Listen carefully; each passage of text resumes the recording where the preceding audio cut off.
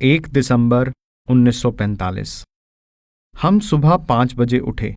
सामान बांधकर झेलम से 7 बजे की गाड़ी के लिए नौकरों को सामान देकर टांगों में रेलवे स्टेशन पर भेज दिया और पौ फटते ही लाला मिल्खीराम साहेब, ठेकेदार जंगलात, झेलम निवासी तशरीफ ले आए।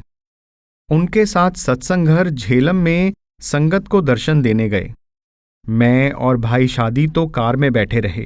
सर्दी का वक्त था।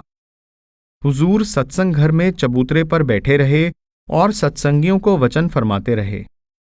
वहां से 7:15 बजे चलकर सीधे गुजरात शहर के सामने आ पहुंचे, जहां बड़ी सड़क से एक सड़क बाएं हाथ को गुजरात सिविल स्टेशन में से होकर जाती है। सत्संगी लोग हमें एक मकान में ले गए। वहां जाए तंग अस्त व मर्दमा बसियार, यानी जगह कम और लोग ज्यादा वाला मामला था। तंग कमरे थे जिनमें लोग खचाखच भरे थे। कार तो दूर छोड़ दी, वहां तक पैदल पहुंचे। मैं अंदर नहीं जा सका क्योंकि अंदर जाने को जगह ही ना थी। वहां से कार में सवार होकर फिर दूसरे मोहल्ले में गए। वहां भी वही हाल था। कुछ मिनट दोनों मकानों में देकर हुजूर कार में बैठ गए। इंतजाम अच्छा ना था। अगर सत्संगी लोग प्रबंध करने वाले होते तो पास ही के एक बड़े प्लेटफॉर्म को किराए पर लेकर सत्संग का प्रबंध करके सब संगत और शहर वालों का फायदा करते। गुजरात से चलकर सड़क के किनारे पुलिस स्टेशन के पास सत्संगी जमा थे, जिनकी संख्या 100 से कम ही होगी। वहां 4-5 मिनट बातें करके गुजरावाला, कामोंकी, मुरीदगी में से होते हुए शादरा के पेट्रोल पंप पर आकर दम लिया। रास्ते में गिद्ध, मुर्दार यानी शव की तलाश में फिर रहे थे। हुजूर ने फरमाया कि देखो, काल कितनी सख्त सजा देता है। ये बेचारे मन और इंद्रियों की वजह से इस हालत में पहुंचे हैं। मैंने अर्ज की कि जिसको हुजूर ना बचाएं वह अपने आप नहीं बच सकता। शादरा के सत्संग घर में गए। वहां कोई ना था, सिर्फ एक बहरा सा चौकीदार फाटक बंद किए हुए खड़ा था। वहां से होकर सीधे अमृतसर कचहरी में गए। वहां टायर ट्यूब खरीदने का परमिट लिया और हॉल बाजार के बाहर दुकान से ये तीनों चीजें खरीदकर लाला अर्जुन दास जी की कोठी पर फटा हुआ टायर छोड़ा और वहां से सीधे ब्यास रेलवे स्टेशन के सामने कोठी राधा स्वामी में आए। सामान खोला और जो खाना साथ लाए थे गर्म करके खाया। खाना खाकर सरदार भगत सिंह साहिब की कोठी पर गए। सरदार साहिब ऊपर वाले कमरे के बाहर बरामदे में पलंग पर लेटे थे। बहुत कमजोरी की हालत थी। मालूम हुआ कि परसों केश धोने की वजह से उनको बलगम की तकलीफ हो गई थी। बलगम खारिज नहीं होती थी। उसके लिए पेंसिलिन के इंजेक्शन दिए गए। कमजोरी बहुत ज्यादा थी। सिर्फ बकरी का दूध 3 गुना पानी में मिलाकर या हॉर्लिक्स मिला दूध लेते हैं। दाल का पानी तक हजम नहीं होता, जी मिचलाता है। सरदार साहिब ने सत्संग की बड़ी सेवा की है। सारी संगत दिल से चाहती है कि वह स्वस्थ हो जाएं। हुजूर को भी उनका बड़ा ध्यान है, मगर फरमाते हैं कर्म कर्म है। जालंधर से शाम 5 बजे के बाद चलकर अंधेरा होने से पहले डेरा आ पहुंचे। डेरा में निवास और सियालकोट का दौरा। 2 दिसंबर 1945। सुबह 9 बजे के बाद हुजूर मेरे दफ्तर में तशरीफ लाए और डाक सुनी। उसके बाद फरमाया कि सियालकोट से 2 सत्संगी रात फरियाद लेकर मेरे पास आए थे कि हमें जरूर वक्त दिया जाए, सो शायद परसों सियालकोट और गुजरावाला तशरीफ ले जाएंगे। 4 से 5 दिसंबर 1945। सुबह के 9 बजे डेरा से चलकर पहले अमृतसर सत्संग घर में आए। वहां 5 मिनट संगत को दर्शन देकर लाहौर सत्संग घर पहुंचे, जहां सरदार कृपाल सिंह के साथ बहुत सी संगत जमा थी। वहां भी 5-6 मिनट ठहरे। फिर वहां से मुरीद की कामोंग की गुजरावाला की संगत को दर्शन देते हुए वजीराबाद पहुंचे। वजीराबाद से दाएं हाथ को सियालकोट जाने वाली पक्की सड़क मुड़ती है और शहर के दक्षिणी किनारे के साथ साथ जाती है। यहां भीड़ ज्यादा ना थी। रास्ते में करमाबाद और सोहदरा कस्बे बाएं हाथ को आते हैं। फिर संबरदयाल और उगोकी में संगत मौजूद थी। उनके पास एक एक मिनट ठहरकर जब शहर सियालकोट 3 मील रह गया तो कारखाने नजर आए। यहां से एक सड़क बाएं हाथ को छावनी को जाती है। दाएं हाथ की सड़क कचहरी बाजार में से होकर रेलवे रोड को आ रही है। रेलवे रोड पर रेलवे स्टेशन के सामने लाला भगवान दास अग्रवाल मौजूद थे। उनके चौबारे पर रुके जो रेलवे स्टेशन के बिल्कुल सामने है। सत्संग के लिए पास ही गली में एक बड़ा खुला मैदान जिसके चारों तरफ दीवारें हैं, सत्संग के लिए किराए पर लिया गया था। यहां सियालकोट के सत्संगियों के लिए हुजूर का आना बहुत अचानक था, क्योंकि उनको हुजूर के आने की तार आज 10 बजे ही मिली थी और उनका ख्याल था कि हुजूर शाम को तशरीफ लाएंगे। मगर हुजूर 2:30 बजे दोपहर को ही आ पहुंचे, इसलिए केवल थोड़े ही व्यक्ति उपस्थित थे। मगर जैसे जैसे लोगों को खबर मिली, हुजूर के दर्शन के लिए आते गए। हुजूर बड़े हॉल में तशरीफ रखकर दर्शन देते रहे। दर्शन देकर अंदर अपने कमरे में तशरीफ ले गए। शाम को 5 बजे सत्संग हुआ, मगर हाजिरी ज्यादा ना थी। दूसरे दिन 5 दिसंबर की सुबह को 8 बजे सत्संग शुरू हुआ। जम्मू, वजीराबाद, उगोकी आदि आसपास के कस्बों और गांवों से बहुत से लोग जमा हो गए थे। मैदान भरा हुआ मालूम होता था। श्री गुरु ग्रंथ साहिब में से जह देखा तह दीन दयाला, आए न जाई प्रभ कृपाला लिया गया। चतुर्दश हाठ दीवे दुई साखी का अर्थ हुजूर ने यह किया कि अंदर 14 तबक यानी लोक हैं और इन दोनों आंखों के बीच में से रास्ता है। दोपहर को 1 बजे कार में खरोलिया गांव में तशरीफ ले गए, जो सियालकोट डस्का कच्ची सड़क पर है। पहले 8 मील तो कच्ची मगर बहुत चौड़ी पुराने वक्त की बादशाही सड़क पर डस्का की तरफ गए। इस सड़क पर मालूम होता है कि किसी वक्त सियालकोट डिस्ट्रिक्ट बोर्ड ने पक्की सड़क तैयार करने का विचार किया होगा, मगर ईंटों का फर्श डालकर ही छोड़ दिया। वह फर्श कहीं कहीं से उखड़ा हुआ था या बाद में उखाड़ा गया था और एक जगह ईंटों का ढेर लगा रखा था। भाई शादी बोला कि देखो, यह तो फर्श बनाकर ही छोड़ दिया।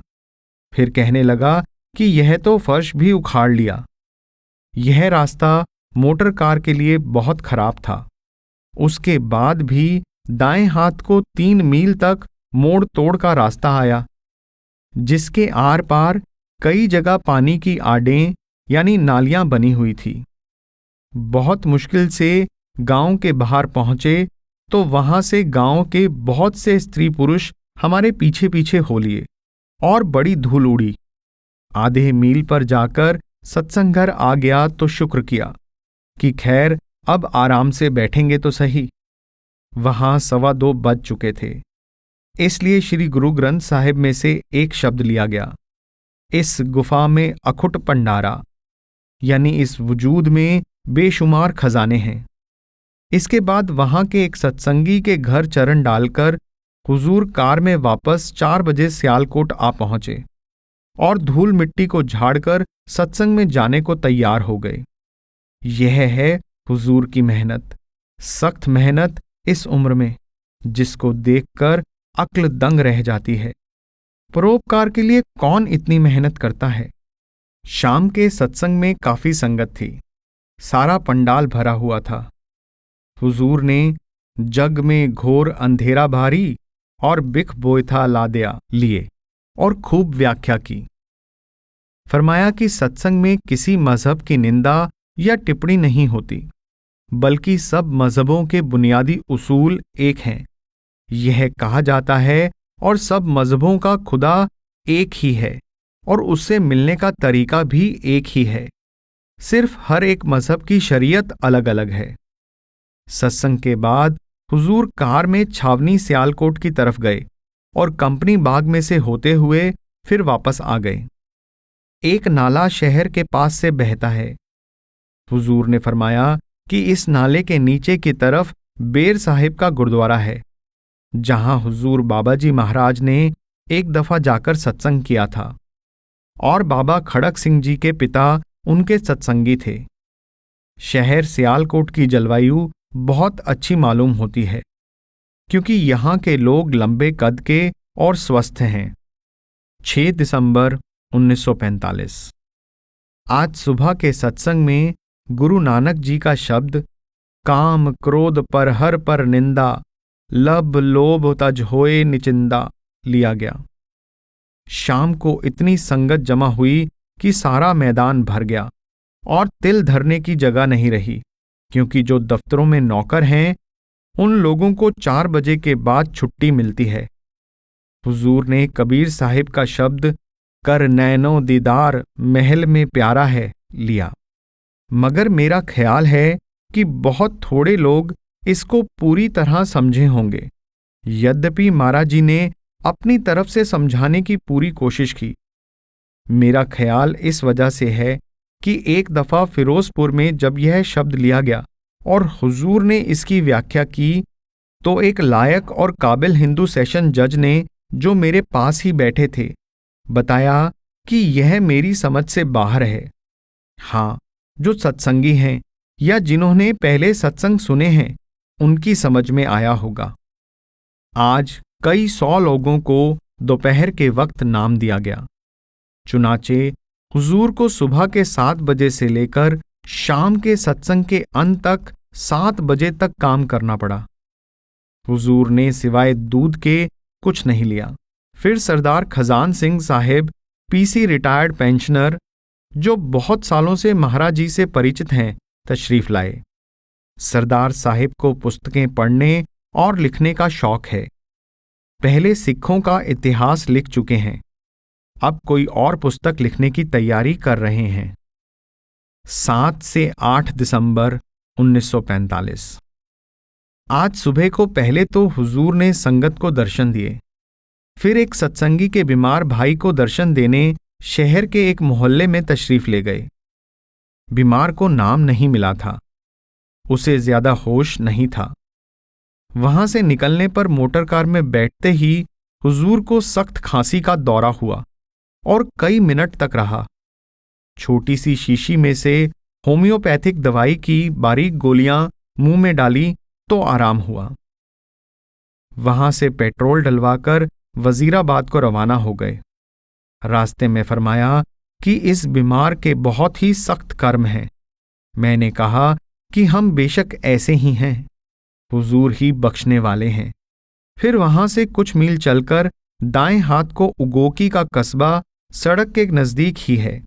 वहां से संगत को दर्शन देकर 9 बजे वजीराबाद पहुंचे।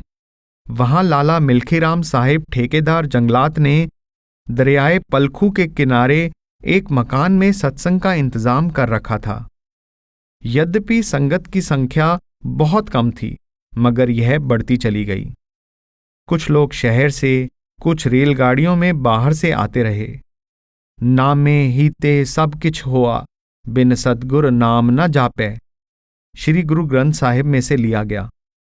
कुछ मुसलमान भी मौजूद थे। इसके बाद 10 बजे अपने निवास स्थान जम्मू कश्मीर रियासत के बंगले में आ गए।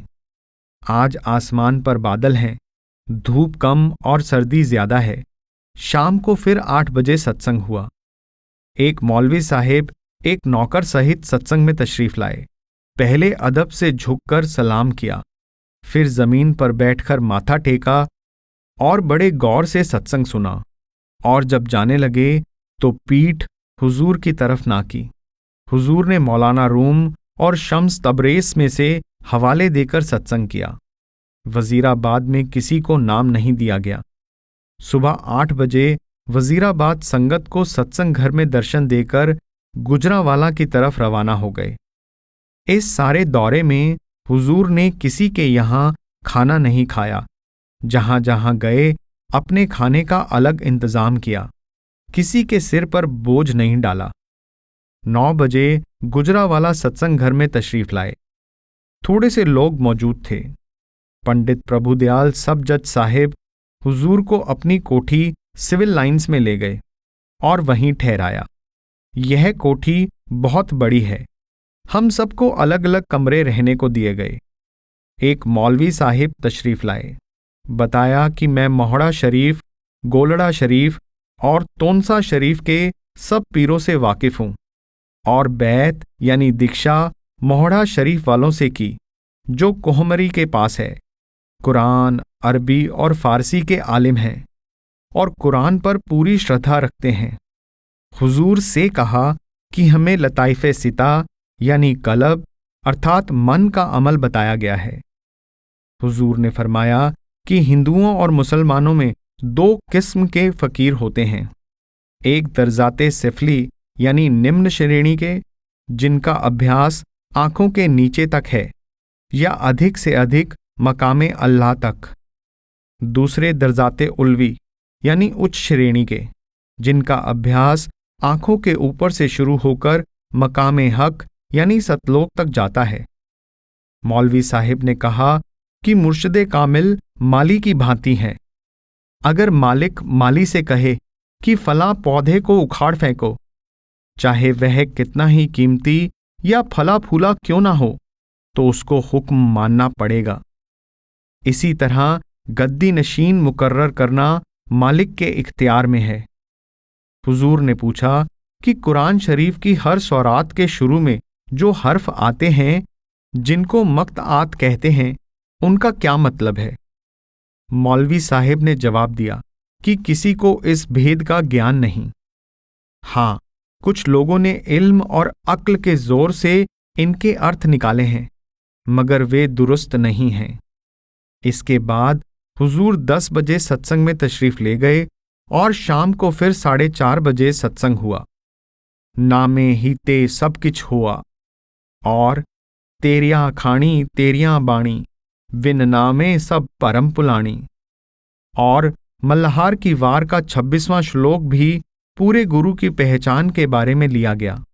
सत्संग से पहले हुजूर 3:30 बजे एक मकान मनमोहन निवास में तशरीफ ले गए और चौबारे में बैठकर जरूरतमंद लोगों को 1 घंटा टाइम दिया। एक ने पूछा कि बहुत से पढ़े लिखे लोगों का विश्वास है कि जब आत्मा पेड़ पौधे, कीड़े परिंदे, हैवान आदि से तरक्की करती करती इंसान की योनि तक पहुंच जाती है, तो फिर कभी उससे नीचे नहीं जाती। क्या यह दुरुस्त है? हुजूर ने फरमाया, नहीं। अगर इंसान होकर इंसान जैसे कर्म करेगा तो बेशक तरक्की करेगा। अगर हैवानों जैसे या दूसरे बुरे कर्म करेगा तो निचली योनि में क्यों ना जाएगा। शम्स तबरेज ने कहा है, सद साला रह अस्त अज तो ता बहदे इंसानी, दीगर सद साला अस इंसानी ता मुसलमानी। अर्थात, ए इंसान, तुझे वास्तव में इंसान बनने के लिए 100 साल चाहिए और फिर 100 साल और लगेंगे सच्चा मुसलमान यानी गुरमुख बनने के लिए। शाम को फिर सत्संग हुआ। ज्यादातर श्री गुरु ग्रंथ साहिब में से पढ़ा गया। रात को किसी ने आकर हुजूर को तकलीफ नहीं दी। 9 से 12 दिसंबर 1945। आज 9:30 बजे सत्संग शुरू हुआ। सार बचन में से नाम निर्णय लिया गया और श्री गुरु ग्रंथ साहिब में से नैन्हो नींद पर दृष्ट विकार, श्रवण सोए सुन निंद विचार। नाम से मतलब उस आवाज या अनहद शब्द से है जो इंसान के अंदर हर वक्त हो रही है। उसको गुरु नानक साहिब शब्द और वेद नाद कहते हैं। दूसरे शब्द में गुरु नानक साहिब ने फरमाया है कि इंद्रियां यानी 5 कर्मेंद्रियां और 5 ज्ञानेंद्रियां सांसारिक भोगों में फंसकर ऊपरी मंडलों से बेखबर हो गई। अब किसी मुर्शिदे कामिल की मदद के बिना जाग नहीं सकती। सत्संग से पहले हिंदू सब जज साहिब हुजूर से मुलाकात के लिए वक्त लेने आए और सत्संग के बाद एक मौलवी साहिब और एक बड़े अफसर ने वक्त लिया। फिर 1 बजे हुजूर लोगों को नाम देने मनमोहन निवास में तशरीफ ले गए और कोई 200 व्यक्तियों को नाम देकर शाम के 3:30 बजे वापस आए और नहाकर नाश्ता किया और फिर 4:30 बजे शाम का सत्संग देने तशरीफ ले गए। संगत की भीड़ इस कदर थी कि सारा मैदान भरा हुआ था और हुजूर ने सारबचन राधा स्वामी छंदबंद में से जग में घोर अंधेरा भारी और श्री गुरु ग्रंथ साहिब में से बिख बोयथा ला दिया पढ़वाकर खूब व्याख्या की। जवान लड़कों, बूढ़ों, औरतों और लड़कियों की भीड़ थी, मगर हुजूर का सत्संग इस कदर दिलचस्प था कि किसी ने चूं तक ना की। और जब सत्संग 6:15 बजे खत्म हुआ तो पंडाल से निकलने का रास्ता ना था। हुजूर करीब आधा घंटा अंदर इंतजार करते रहे, फिर कार से लंगर में तशरीफ ले गए। जब घर यानी जज साहिब की कोठी पर आए तो कुछ सरदार साहिबान तशरीफ ले आए। उनको वक्त दिया और फिर 2 सरदार साहिबान को नाम दिया। दूसरे दिन जज साहिब की कोठी में ही संगत को दर्शन देकर गुजरावाला से चलकर कामोंकी पहुंचे। वहां बाजार में से गुजरकर एक जगह सत्संग किया जो 4 दीवारी के अंदर थी। सत्संग श्री गुरु ग्रंथ साहिब में से किया गया क्योंकि यहां की आबादी ज्यादातर सिख अरोड़ों की है, जो यहां धान की मंडी होने के कारण बाहर से आकर आबाद हो गए हैं। यह सब आबादी नहीं है। वहां से चलकर 10:30 बजे के करीब मुरीदगी में से गुजरे। यहां भी सत्संग करना था, मगर सड़क पर कोई सत्संगी रास्ता बताने के लिए मौजूद ना था, इसलिए सीधे लाहौर आए। वहां से शाम के 3 बजे मियां मीर की छावनी के परले सिरे पर ट्रक आदि देखने गए, जो महकमा फौज को नीलाम करने थे। कई किस्म के ट्रक थे, कई तो बड़े बड़े भारी रबड़ के पहियों के ऊपर खड़े थे, जिन पर सैकड़ों मन बोझ लादा जा सकता था। वहां से वापस आकर 5 बजे सत्संग हुआ। हुजूर दूसरे दिन भी लाहौर ही रहे। लाहौर से अमृतसर होते हुए 12 दिसंबर को डेरा आ पहुंचे।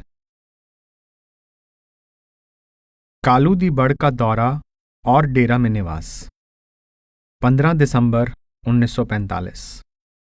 आज पूस की संक्रांति थी। 8 बजे सुबह संक्रांति का सत्संग करके 12 बजे के करीब कालू दी बड़ जाने के लिए जालंधर को रवाना हुए। सरदार साहिब के पास आए, जो काफी बीमार हैं, और डॉक्टर, वैद्य और हकीम सब निराश हो चुके हैं। सिर्फ हुजूर दीनदयाल ही उनको बचा सकते हैं। जालंधर में हुजूर ने सरदार साहिब को स्वामी ब्रह्मानंद वैद्य डेरा, वैद्य साहिब जालंधरी और वैद्य साहिब उग्गी चिट्टी और एक दूसरे हकीम को दिखाया और स्वामी ब्रह्मानंद को हुक्म दिया कि सरदार साहिब का इलाज करें। उसके बाद होशियारपुर प्रोफेसर लेखराज की कोठी पर 5 मिनट ठहरे, क्योंकि अंधेरे से पहले पहले कालू दी बड़ पहुंचना जरूरी था। कालू दी बड़ के रास्ते के आखिरी 5-6 मील चिंतपूर्णी से परे सिर्फ दिन के उजाले में ही मोटर कार में तय हो सकते हैं। रास्ता बड़ा खतरनाक है। अंधेरे से पहले ही कालू दी बड़ आ पहुंचे। बीबी लाजवंती और ज्ञान पहले से ही पहुंचे हुए थे। हवा बहुत सर्द थी और उत्तर पश्चिम से आंधी की शक्ल में चल रही थी। उत्तर पश्चिम की ओर धर्मशाला और योल कैंप के ऊपर बर्फ से ढकी हुई पहाड़ियां नजर आती हैं।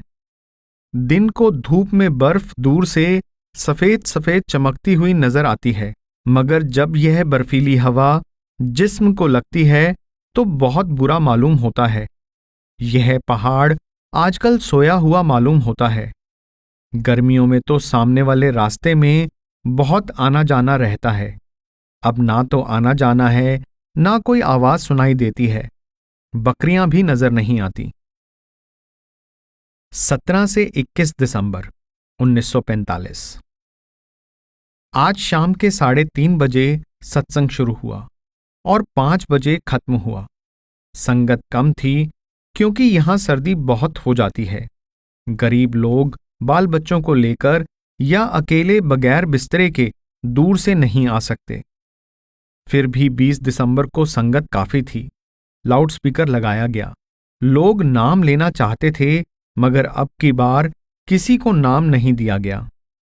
21 दिसंबर को 12 बजे से 2:30 बजे दोपहर तक कुएं का मौका देखते रहे। एक कुआं पहले उस रास्ते पर लगा है जो जोहड़ से टिपरी को जाता है। उसके सामने जमीन में कुआं लगाने का विचार है। 22 दिसंबर 1945 आज 4 बजे प्रोफेसर पुरी ने होशियारपुर में चाय पार्टी के लिए जिले के डिप्टी कमिश्नर, सुपरिटेंडेंट पुलिस और बाकी अफसरों तथा वकील साहिबान को निमंत्रित किया हुआ था। इसलिए हुजूर 12 बजे चलकर 3 बजे के करीब होशियारपुर पहुंच गए। रास्ते में मुबारकपुर, गगरेट, मंगोवाल, मुखाला, आदमपुर के सत्संगियों को 5-5 मिनट दर्शन देते हुए आए। चाय पार्टी का इंतजाम प्रोफेसर साहिब की कोठी की छत पर था, जहां धूप भी खूब थी। कोई 30 मेहमान आए हुए थे। मेहमानों की आप भगत पहले बढ़िया मिठाइयों, समोसों, पकोड़ों और चाय से की गई। फिर हुजूर ने श्री गुरु ग्रंथ साहिब में से काया कामण अत सुहालियो पिर वसै जिस नाले शब्द लेकर खूब व्याख्या की और पुष्टि के लिए मुसलमान फकीरों की नज़मों से पारसी के शेर भी पढ़कर सुनाए कि खुदा इंसान के अंदर है। मन सांप बनकर आत्मा को अंदर जाने से रोक रहा है। मन को खड़ा करो और शब्द सुनाओ, जिससे मन वश में आ जाएगा और आत्मा अपने घर को रवाना होगी। होशियारपुर से 7 बजे रात को चलकर रात को 9 बजे डेरा आ पहुंचे। 23 दिसंबर 1945 आज 12 बजे दोपहर को चलकर पहले सरदार भगत सिंह साहिब की कोठी पर गए। फिर वहां से मोहल्ला बिक्रमपुरा में सत्संग हुआ। श्री गुरु ग्रंथ साहिब में से काया कामण अत सुहालियो और नामे ही ते सब किछ हुआ बिन सदगुर नाम न जापे लिए गए। उसके बाद 5 बजे सरदार साहिब की कोठी आए। सरदार साहिब की हालत निराशाजनक है। जब से उनको निमोनिया का हमला पिछले महीने में हुआ था, तब से ना तो लेट सकते हैं, ना ही पीठ के सहारे तकिया रखकर बैठ सकते हैं। बैरागन की शक्ल की लकड़ी जिस पर गद्दी लगी है, पलंग के आर पार उनके आगे रखी है, जिस पर सिर या बाहें रखकर दिन रात बैठे रहते हैं, मगर हिम्मत नहीं हारी है। कहा जाता है कि 18-19 पूस तक उनको यह तकलीफ रहेगी। 25 दिसंबर 1945 कल शाम के सत्संग में हुजूर ने फरमाया कि जो सेवा करे उसको चाहिए कि वह सेवा करके ना जताए, ना सेवा करने का मान करे। आज 2 बार सत्संग हुआ। सत्संग के बाद दफ्तर में तशरीफ लाए, वहां काम करते रहे। फिर जाकर एक व्यक्ति को नाम दिया। इसके बाद लोग मुलाकात के लिए आ गए। शाम को सत्संग के बाद बहुत सारी डाक सुनी। जब मैंने अमेरिका से आए 1-2 खत पढ़ने चाहे तो फरमाया कि मेरा दिमाग काम नहीं करता, क्योंकि मैंने सुबह से 1 मिनट भी आराम नहीं किया। मैंने काम बंद कर दिया। अर्ज की कि अब आप पूरी तरह आराम करें, किसी को वक्त ना दें। हुजूर ने फरमाया कि अगर ये बीबियां आराम लेने दें तब ना। इस पर एक बीबी घबराकर बोली कि मैं तो हुजूर को बेआराम नहीं करती। 26 दिसंबर 1945 आज सुबह और शाम को 2 बार सत्संग हुआ और शाम को हुजूरी वाणी में से आषाढ़ और सावन के महीने लिए गए। जो नरकों का हाल हिंदुओं के पुराणों में लिखा है, वही स्वामी जी महाराज ने संक्षिप्त रूप में बयान किया है। सत्संग के बाद हुजूर सरदार भगत सिंह की खैर खबर लेने जालंधर तशरीफ ले गए, क्योंकि खबर आई है कि वे ज्यादा बीमार हैं। 27 दिसंबर 1945 आज 2 बार सुबह और शाम सत्संग हुआ। अब के संगत पिछले साल के भंडारे से कुछ कम है, क्योंकि हुजूर अभी दौरा करके वापस आए हैं। सुबह को भादों का महीना और शाम को कवार का महीना सार बचन राधा स्वामी छंदबंद में से लिए गए। रात को डाक सुनी। 29 से 30 दिसंबर 1945। खाना खाने के बाद दोपहर के 2 बजे सत्संग शुरू हुआ। इतने लोग जमा थे कि सत्संग के मैदान में तिल धरने को जगह ना थी, बल्कि बहुत से लोग बाहर घूम रहे थे। मगर फिर भी सबने चुपचाप सत्संग सुना। जग में घोर अंधेरा भारी और श्री गुरु ग्रंथ साहिब में से बिख बोएथा लाद्या लिया गया। उससे पहले श्री भूचाल लाहौरी ने अपनी नज्म सुनाई। ये नोट करना जरूरी है कि उस दिन सुबह को भाई बिशन दास जी रिटायर्ड प्रिंसिपल की दिल की हरकत बंद हो जाने से 4 बजे देहांत हो गया। भाई जी गुरमुखी, हिंदी, संस्कृत, फारसी और अंग्रेजी के आलिम थे। कई बड़े बड़े इम्तिहानों के परीक्षक यानी एग्जामिनर भी रह चुके थे। पंजाब टेक्स्ट बुक कमेटी में अंत समय तक काम करते रहे। गोया उनकी सारी उम्र किताबें लिखने और पढ़ने पढ़ाने में ही गुजरी। तबीयत बहुत सादा थी, कम खाना, कम बोलना। अगर किसी ने उनको कुछ कहा भी तो उन्होंने पलटकर जवाब नहीं दिया। 70 साल से ज्यादा उम्र होते हुए भी सिरसा से सिकंदरपुर तक 4-5 मील दोनों तरफ पैदल चल लेते थे। सर्दी के दिनों में जब हुजूर सिकंदरपुर तशरीफ लाते तो वे सिरसा के सत्संग घर में ठहरते थे और वहां से हर रोज पैदल दर्शन को आते और जाते। उनकी जुदाई का सबको दुख हुआ। सत्संग के बाद शाम के 4 बजे उनका दाह संस्कार किया गया। हुजूर कुछ दूर तक उनकी अर्थी के साथ तशरीफ ले गए। उसके बाद शाम के 6 बजे सरदार साहिब की खैर खबर लेने जालंधर गए। सरदार साहिब की तबीयत वैसी ही है, ना पहले से अच्छी है ना खराब। वहां से 9 बजे वापस आ गए। दूसरे दिन 2 बजे तक लोगों को नाम दिया। फिर सेवा में शाम के 5 बजे तक बैठे रहे। खाना भी नहीं खाया।